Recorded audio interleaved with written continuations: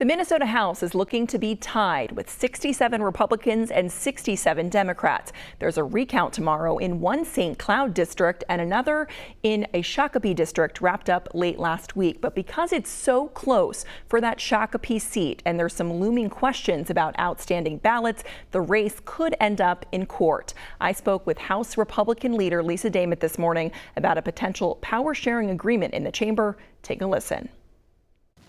Joining us right now is House Speaker Designate Lisa Demuth. Good morning. It's so great to have you with us. Good morning.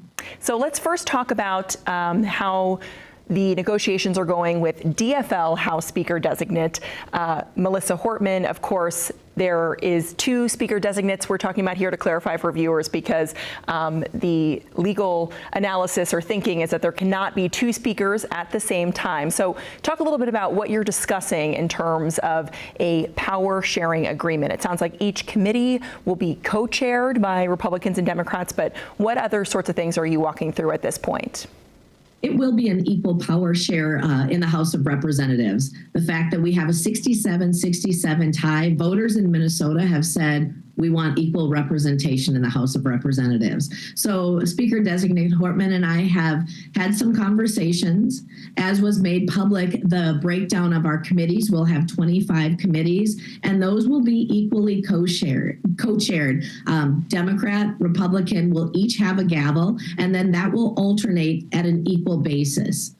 So it'll be an equal number of members on the committee.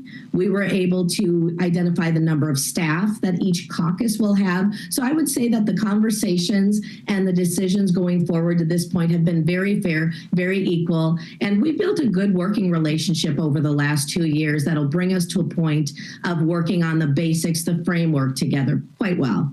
So when it comes to who has the gavel, it sounds like that still needs to be sorted out. It will be equal, but as far as, how it will alternate, who starts and, how it'll alternate meeting by meeting, those details will be worked out, but it'll be very, very fair, very, very much a 50-50 split. I should have clarified the speaker's gavel still needs to be sorted since the thinking is that no two speakers can have it at the same time, or there cannot be two speakers in the Minnesota House of Representatives. That is the initial, the way that our Minnesota Constitution has it laid out. It talks about the House electing a speaker. We are working with House Research and others to look if there's ways to make that a better, equally shared agreement. Those details have not yet been worked out, but I would say really stay tuned. I'm quite excited for the decisions that we're going. Much different than what happened to our state in 1978. Yeah, so talk about that. The last time this happened, 45 years ago, 1979. Talk about, but divided government isn't anything new in this state. So what are some areas you think that you can work with Democrats on and find some bipartisan agreement? We know that this year is going to be a budget year, and we have to get the Minnesota budget done. With an $18 billion surplus last year, an increase to our state budget by another $10 billion. We are waiting for that November forecast, which will actually be out probably the first week of December. We're waiting for that forecast that will really inform us of where we are as a state. We know management and budget has actually last year had talked about any decisions that the legislature needs to make, needs to be exercising caution in those decisions.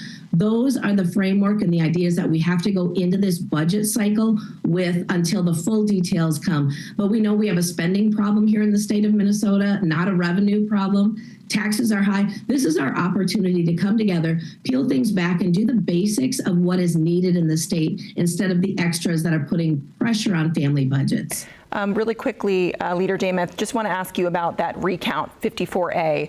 The election is set to be certified by the Scott County Board tomorrow, but you have all but said that the House Republican Caucus may proceed with contesting this in court.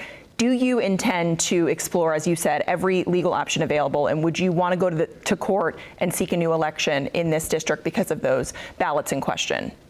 In 54A, there are still 21 ballots that are missing, even with the recount that took place on Thursday. Knowing that it is scheduled to have that election certified on Monday, I don't know how you can legally certify an election when there's noted missing ballots. So we will pursue every option available to us once that decision is made on Monday by those that would certify or not certify that election. But we cannot have 21 missing ballots. Fair and safe elections for everyone in the state of Minnesota is what is expected. Our voters expect every single one of their votes to be counted. That's what we'll be working toward. And we'll be watching for that if that comes next later this week, I should say. Thanks so much, House Speaker Designate Lisa Demuth. Thank you for joining us. Thank you.